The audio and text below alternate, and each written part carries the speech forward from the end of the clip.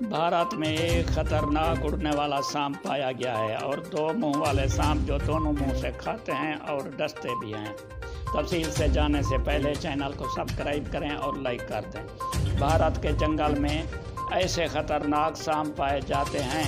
इनमें एक किस्म ऐसी भी है जो उड़ती भी है। ये सांप बहुत जहरीले और ख़तरनाक भी होते हैं।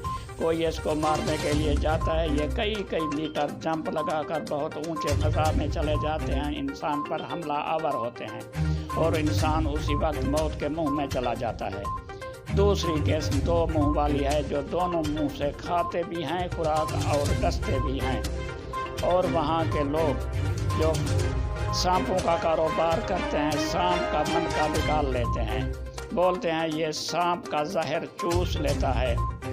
सांप अगर किसी को डस जाए ये मन का जख्म पर रख लेते हैं, ये मन का जहर चूस लेता है। मगर ये जोगी उड़ने वाले सांप से दूर ही रहते हैं।